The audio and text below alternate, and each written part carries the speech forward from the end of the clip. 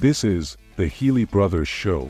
This is our monthly, maybe it wasn't, I think it was over a month ago the last time we did this, but it's just a brief used car market update. But there's a couple different things that Jay wanted to talk about that have come up recently with new lenders that are back in the game. He wanted to touch on our CPO program and then, impact of new cars like abundance on the market, how that's affecting things. So it's myself, Brian Healey, and Jason Healey. So if you just want to run into the first one about the abundance of new cars, it's not just our brands that are affected by this. It's kind of like across the board. Like, how is that currently continuing to affect it more and more as you're seeing abundance, like you'll see brands are starting to get 2025s in, they still have a decent amount of 2024 model years sitting out in their lots. How is that really continuing to affect the market?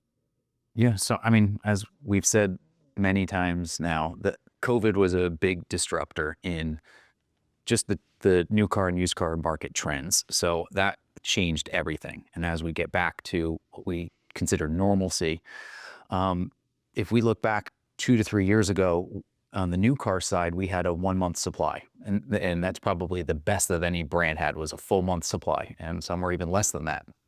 But historically, dealers have anywhere between 3 months to 6 months supply, and every manufacturer is a little bit different on how they manage that.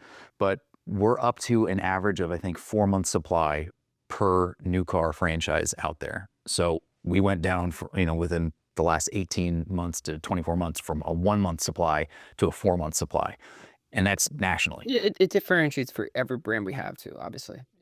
But that being said, manufacturers went from having no discounts, everything being sold at MSRP, some vehicles sold at a premium, to now having a vast majority of manufacturer model lines that show discounts, meaning rebates, and discounts from the dealer. So when that happens, the average transaction price of that particular make and model is now lower, and therefore on the used car side, that used vehicle that was holding value for so long because everything was sold at MSRP or MSRP plus is now worth a little bit less. That's making the used car values dip a little bit. But as we touched base last month, the fact that there are about, I think, 1/3 as many lease turn-ins in the market, that means that inventory is more scarce, and that's kind of bouncing it back up. I'd say it's pretty much a level playing field for the last 90 to 120 days. There hasn't been too much in the individual change in the used car market. But as new car manufacturers are throwing bigger and bigger rebates on new vehicles, it's gonna start kicking down the used car prices a little bit. So the balance out isn't going to continue. Like I was saying, the scarcity is balancing out. Yeah, it's tough. There's still not a lot of lease returns in the market, so you guys still have to remember that. So it's drastically different, but it's starting to pick up. Also, with these manufacturers have to discount these cars. They can't go through the new year with a lot, so you're gonna see heavier and heavier discounts. We're seeing them every day. We're discounting cars ourselves because it costs a lot of money to hold inventory. It's not cheap. So customers are have been getting great deals, and they're going to get a little better, but we're discounting cars because, like we said, we have to make room for the fresh ones. We also don't want to pay for the inventory. It's not cheap to hold. Yeah. And consumers kind of forget that. They think it's kind of free to hold. It costs us a lot of money to hold vehicles, especially that much inventory. We have $30 million inventory in certain stores, which is a lot of money. When you say cost, is it like a continuous cost to have it on your lot, or you just mean the money that you put out to get the car from the manufacturer is just now not being used elsewhere? It's a cost to have on your lot. So Okay. for you not selling it, it costs you money, but we have floor plans. So when we floor plan the vehicles, it costs us a percentage. There's interest on that. So it costs a lot of money to hold inventory. It's not like it's cheap where the rates were so low, but the rates are getting better, but it still costs a lot of money. Yeah. So for those that don't know, the average consumer, very few dealers in the United States own 100% of their inventory. Now, we might own all of our used vehicles outright, but there's a lot of dealers that don't. What Jay said, floor plan them. Basically, the bank is holding the note on them, and we pay a daily interest rate until that vehicle is sold, and then it gets paid off. New car side, almost every dealer out there, their inventory is floor planned, but that's also on a sliding scale. So as the interest rates start getting higher, the cost of the daily interest starts rising. When we used to be able to, during the height of COVID, and we had the ability, our average new car in stock was like 14 days old because the inventory was so low, and someone was coming in on a Chevy pickup truck and they said, screw it, I'll buy a Chevy Traverse because I need a vehicle. those days are gone. So that now the fact that we have a 4-month supply, the average car is then turning in 90 days, 120 days, 160 days, and it's just the daily cost of holding that vehicle is incrementally. That's why we also put our discounts on them on top of the incentives, because we need to move the inventory. We're doing the math in our head, and also we want fresh inventory to come in. So Yeah. Yeah, it's turn and earn. So if you don't, as something gets older, it just starts costing more and more money. You can try to even like relate it. don't get me wrong, we're not going to not have like such a little inventory. We love to have options for our customers because people like to have some options. So When the car was going to change the way we take in inventory. You know, the Equinox came out with a new model. We still have a decent amount of, I don't know if it's 2024 or 2023s. I don't know when they changed the model, but if you look on our Chevy lot, there's still a decent amount of like the old body style. Equinox is new, and we have, I didn't realize that till the other day, and then we have the newer body style Equinox. Our shift stores actually do a pretty good job moving the inventory. It was just interesting to notice. I didn't even notice it until a couple weeks ago when I was walking. Some people don't care. Some people don't care about having the newest body style. So they actually wait until the new body style comes out because they'll take the discounts and rebates on the old body style and get a great deal. Also, it's pretty funny because I'm pretty sure GM still ship those, and we're shipping the new body style at the same time. So you're saying they still have... Yeah, so they still shipping. Change brands. You have Ford. I think Ford, we still have 2 2023 Transits or like cabin chassis that they're 2023 models, and we're in the end of 2024 that still weren't even shipped. So that's not even on us and on selling them. That's No, the manufacturer does stand behind it for warranty purposes and all that as well, but it's just the way they Just constraints on their end. Each manufacturer doesn't make every single part of a vehicle. Those are, the contracts with other suppliers. If that supplier can't provide that part, they can't finish the build. It just sits on a lot at that facility until it's done. Also, commercial is still busy for Ford. Commercial is still backed up for Ford. It's like, obviously, I'm sure you've seen in the news, is their commercial business is still booming, and they're owning such market share. It's hard to get these vehicles. We have people ask for Transits that we can't even get the I actually had just edited. So that was one that released this morning with Sean and Brian. You actually talked about it, that we couldn't get a Transit for something because Ford owns it. Because the demand is so high. So especially now, it's the business season, so everyone's trying to lower their tax bill. So it's like that is firing away, and they need these trucks, and they've been waiting years for some people to get them. Like it's crazy. It's different. It's right now, like we're talking about trucks, Super Duties and Silverados and diesel trucks. They still don't have this as high of supply new, so their used values are holding much stronger than something that, I don't have a specific, but that has a 6-month supply of new cars. So that vehicle is going to have a higher depreciation than a 4-year-old diesel dually that the manufacturers just can't build them right now. How about like the high mileage Transits we have? Like we have high mileage Transits that are holding their value. It's like incredible. The average wait for a build on a Transit is like 6 to 9 months instead of being 4 to 6 weeks like it could have been. So Transits have great used car value. On a used car that holds its value, a really small Honda Fits. I only know this because my 6'4" cousin Jason, he's 6'4", and for some reason he wanted a Honda Fit so badly. And he went to go look at the last model year Honda Fit because they stopped using it. And I'm like, dude, it's more than it was used. It's like more than it was new. I'm like, it's like 3 years old. The sticker price on it was like $19,500. I'm like, you would see it in the Carfax. I'm like, this dealer wants like $21,000 for it. I'm like, and you're 6'4". You're going to spend more than what the MSRP was on this Honda Fit. But that type of model line, if you just rack your brain around every other brand, there's no real competitor for that small. Yeah, I mean Chevy had the Spark. They don't have the Spark anymore. Really, it's just so when you have that niche, it's yours. It's just crazy for me to see the used values of that thing. What they want to tell you, how are we doing when a consumer comes in and we have, obviously our used inventory is not where we want it to be. We still want it to be higher. Like what are we seeing, taking in inventory, finding inventory to fill our lots? I have said for forever that I'd love to have 500 cars in stock every day. We went to 4 or 5 years ago. I mean, realistically, we're able to keep about 400. I bet if you look this morning, it's probably 365. But the website is always going to be off about 10% because something that was taken in, today's Tuesday, so if it was taken in over the weekend, it's not going to hit the website yet because of the processing in our internal systems. But we're 55. So we're still selling, pretty close. So we're still selling more cars. So even though we have less inventory, we're turning our used car inventory faster. We're making decisions that, hey, I'm not going to hold on this price because I have this thought that I think this is a good price. I haven't seen the action on it. I'm going to slash the pricing, and I want it gone on day 45, not day 95. And having that mentality allows us to turn our inventory faster. And even though right now we have 355 cars on our lot, we sold 410.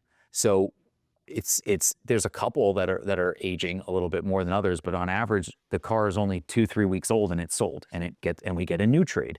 And that trade normally is worth a little less money. It's farther down the trade cycle line, but now we have an option to sell someone a vehicle for under 20,000. That statistic, we have like 100 plus cars right now for $20,000 or less. I think we have was like 40 for 50,000 or less. I'm not 100% sure. Yeah, I have to look that up. But it's a big number. Yeah. To say that it's 1/3 of our inventory. And we'll get into rates and like the banks and stuff like that, which help with these vehicles that 100%. that cost less. But how are we doing? We're still paying top dollar for inventory off the street, right? If someone comes in and sells it, we're still paying the top dollar to get the inventory. Yeah, we're advertising for that every day. That's probably our number one source for vehicles other than straight out trade-ins from a purchase deal. We because the values still are a little wonky at the auction. Our number one source of finding vehicles is through consumers in the Hudson Valley. You're not interested in buying something from us. We don't really care. We're going to offer you the same number that we would is if you were buying a vehicle from us. Whether it was a $20,000 car or a $100,000 car. So that's how we're sourcing inventory. 30, 40 cars a month through that program. So why do you say they're wonky at the auction? There's just so many factors that come into play. When you buy a car at the auction, you have multiple people bidding on that same vehicle. So if it has a rough value of $20,000, but you've got and you get 10 guys bidding on it, and 7 out of the 10 say I'm out, but 3 guys now start bidding it up, and now that car gets bid up to $22,000. That's more than what it's worth. Plus the average auction fee is like $800 or $900. Then you have to transport it back to your dealership. You have to recondition it, and you may not really see all the nicks and dents and the reconditioning costs when you're at the auction, because you're either looking at a screen or you're looking at a vehicle in a lane, and Costs can add up. And then the reconditioning, and all of a sudden I thought it was going to take $1,800 to put this on the front line, and it's going to take $3,200. That's a big difference when you had to pay up for a car, transport the car, pay an auction fee, and now you're into it way too much. And then old school mentality 40 years ago was, well, now I own the car for $26,000. I'm just going to ask $30,000, but the books say it's worth $26,000.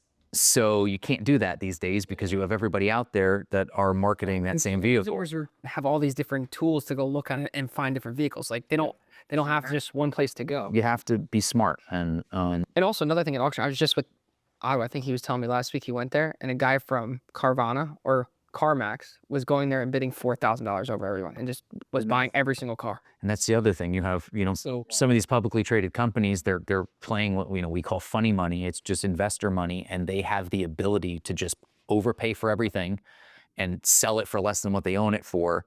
Show their investors that, hey, we sold 2 times more cars than we did the prior year. We're growing, and people just start raising their financial arms and stuff.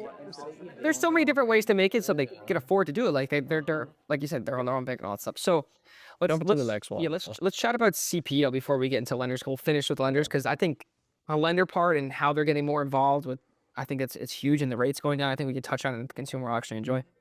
But for CPO, which a lot of people forget about, and now with I would say it's not relevant, but it's a little less relevant with all these big incentives in new cars. So people are trying to find the nice balance. If you want to touch on a little difference of why person should buy a CPO or compared to a new vehicle right now, leasing it with all these incentives. So a CPO means a certified pre-owned vehicle. It's going to differ a little bit based on the brand, but for the most part, a CPO vehicle has to be 5 years or newer from the current year. So right now we're in 2024. So most vehicles that are 2019 and newer, and they have to meet a mileage criteria. So there's really two buckets.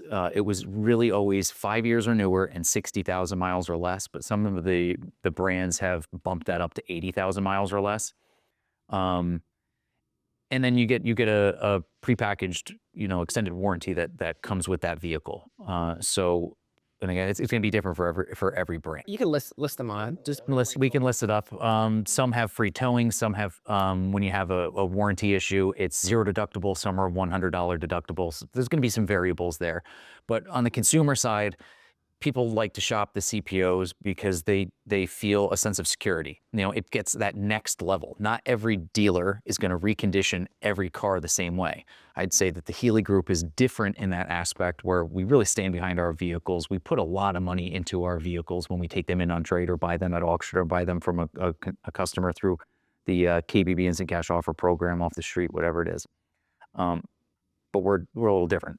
And that's why I definitely don't want to put a bad product on it. Yeah. So that's why, we may recondition our vehicles to CPO standards on every car, regardless if it's CPO or not. And dealership Y may skim and do the absolute minimum. And Let's not put the fresh tires on and not do the brakes. I was going to say, like, yeah, the tires pass inspection. but you could have a Honda Fit at a Honda dealership that the dealer is going to say, you know what, I'm not going to spend the extra $1,900. The tires are at 430 seconds. That's fine. It passes inspection. The brakes are at 4 millimeters. That's fine. It passes inspection. And, this, that, or the other thing, where if they said, you know what, I'm going to certify pre-owned this, there's going to be an incurred cost of the CPO program. So I have to add a couple $100 here. I'm going to need $850 in tires, and I'm going to need another $690 in brakes. So what am I gonna do? And every dealer is different in the way that they recondition vehicles. But the great news is that you have, in that price of that pre-owned vehicle, if you're buying a CPO, you have a packaged extended service contract that's built into the price of that car, that you can actually, if you're driving a lot of miles or you're going to keep the car longer, we can even package another extended service contract to wrap that all together for the longevity of the vehicle. And now there's a slight cost of CPO to the customer, right? They add it to the vehicle. If I remember, when I bought my Focus, I don't remember. You cannot charge for CPO. You can have a different price of a vehicle with identical features. And this vehicle is $15,000 non-CPO, and this vehicle is $16,200 as a CPO, because there is a cost associated to the program. But you cannot say, listen, the car's not certified, but if you want to certify it, it's an extra $1,000. That is a no-go. I mean, it happens out there. You'll see the price difference. Like if you go online, I mean, even it's closer now. If you go like on say Auto Trader or Cars.com, you'll see the certifieds versus the. Yeah. So they typically are slightly more expensive, but what you're getting for it is So somebody I believe my Focus RS engine, it was covered under the certified pre-owned warranty. It was great. I mean, sadly, it blew during COVID, so my car was there for like over a month. It was terrible, but it was great because I think, so it was a Ford. I want to say my deductible was like $100. Yeah, Ford has a $100 deductible. They're all different. they're slightly different. I believe, does Kia have one? I know Chevy is 0. But again, they're all different. And there's similarities for the most part. 5 years or newer, 60,000 miles or less, and a couple of the brands go 80,000 miles or less. And also like the CPO is, you're just getting a little bit. You're saving a little bit of money too when you're going to buy it. And It's a little bit cheaper than it is new. So to put in perspective. I mean, it's a great way to go. I think we have over 100 CPO vehicles, and then Oh yeah, more like 150, I think. Yeah, so plenty of inventory to choose from if you want to get your foot in the door, a certain model, or it also works for trucks that we can't get in, or a special vehicle we can't get in. We do have CPO vehicles of that, and consumers seem to really like that. So And a good portion of those cars under 20,000 are CPO also. So you get the best of both worlds, under 20 grand and CPO. those are great for someone that needs a commuter car, first time buyer, someone that needs just a new car, and This side of a Focus RS. yeah. So now this is, I think, where we're getting a lot of values talking about lenders. So do you want to lead the way with the lenders? And Sure. So I don't know if we've touched on this in any of our other videos prior, but we are now, the Healey Group is part of the Triton Auto Group. We're still family owned, but we joined a group of other dealers across the country that are about our size, so that we can congregate our buying power with banks and some other things that we all have to pay for. you know, whether it's But liability. the big thing being lenders, though. The big thing being lenders. So lenders is a huge thing. So we're a part of this Triton Auto Group, and we have the Triton Auto Finance Services, and we have specific banks that we use as our lenders. We still have the ability of lending to about 25 different banks and credit unions. But And so like the OEM lenders and stuff like that is the financial arm. So we still do that on a daily. But the reason why the CarMaxes of the world and the Auto Nations and these big, huge 150 rooftop publicly traded companies have a leg up on a one store dealership, because they have such clout that they have these contracts with these banks and these other companies that they get better deals. So by us working as the Triton Auto Group, we have that same clout as a multitude of dealers with multiple rooftops, and we have that same buying power now. But So we family-owned dealer instead. Yeah. So it's just for us to just we have one person that goes over and makes these deals with the banks, and the more money we get to, we have. I think you can compete with, what is it, Lithia, but it's not our own bank. We like Carvana or CarMax might have, but we have special national chain rates that we can now get, and then we pass them along to the consumer. So, you know, some of these banks that we work with, Chase and Bank of America would be that top tier, super tier credit customers. Ally and AmeriCredit is that mid to upper tier credit customers. And then we also have that subvented or subprime program through Westlake. So if you're looking to rebuild your credit, reestablish your credit, you've never had credit before, that's a bank that typically will lend to consumers that other banks won't. But all these banks, we have again, national clout where we have a little bit better. We had these banks before, but now we have a buyer that buys just for Triton dealers. It's not the normal buyer for everybody, and analysts, and we have all these great things now that we're able to pass along to our consumer. And now, since recently they've opened up their credit windows a little more, so now they'll buy a little deeper into the 500s and lower. Like some of these, like Chase will even go into that 600 to maybe sometimes that 580 credit score, which is really big because people love Chase and Bank of America. They're starting. I would have thought Chase would have worked that well. But they'll work with us more. We have our own private line, and we're able to pass these savings onto the consumer, and now we have an unfair advantage to really get people approved. We can call these people, and so it's. And now that it's opening up more, it's become even more like eye-opening. Like, thank God we have this, because there's certain deals that wouldn't get done. Was it recently? No, we 2024. Yeah, we finalized it to it. We started in 2023, and then we finalized 2020. How many boilers are in that group? I can look. I think there's like 12. I want to say between 12 to 14 groups. The average is 250 stores or something like that. 6 to 8 rooftops. So it's a lot. That's across the whole country. In different parts of the country. And there's some big guys in there. There's some smaller guys in there, but the medium comes out to around our size, maybe a little bit bigger. But we all talk to each other all the time, and you're talking to some of the brightest people. But the biggest thing was we just saw eye-opening for the banks. Like, how can we pass on and make a better deal for consumers and help us get them approved? And it's just drastically helps. Like, and the consumer's benefiting big time. And these are phenomenal lenders to work with, and it's the same mentality as anything. I mean, do you really think that your mom and pop hardware store is getting the same deal on Milwaukee chainsaws as Home Depot? Home Depot will buy like 100,000 of them. Yeah. So by having this much larger buying power, you're able to negotiate better terms, and then obviously pass that along to our customers. Yes.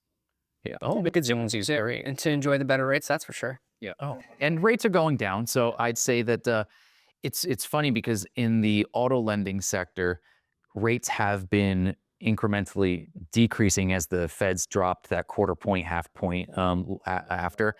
But mortgages haven't. Mortgages went up about 1/10 of a point or something. Let's not talk about that. It doesn't help me right now. Yeah. So it is, if people are out there watching, they're like, well, I just looked and I'm looking at a house and mortgages went up. Maybe auto loans are the same way. It's not. The auto industry, those finance terms have gotten better. it's funny how they don't coincide.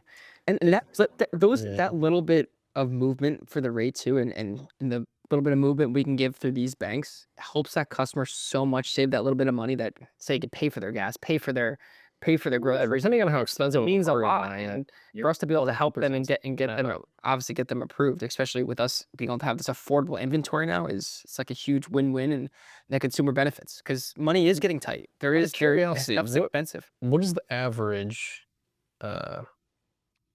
percentage of better rate does being in Triton allow us to get? Is there an average you can think of? Is it like It's 1%? with everyone because it's tiers, so it's different for every single one, and it's based on the consumer's credit. So In reality, the main difference is that we don't just have the local or regional rep approving, all based off someone's credit. We now have a dedicated We have a- Triton dealer private line, and we have just a little bit better of a conversation where if the local lender said, okay, well, your credit score is 699 and you don't fit the 700 criteria, we might be able to waive that. Oh, I see what you're saying. yeah. There's someone else that can negotiate that.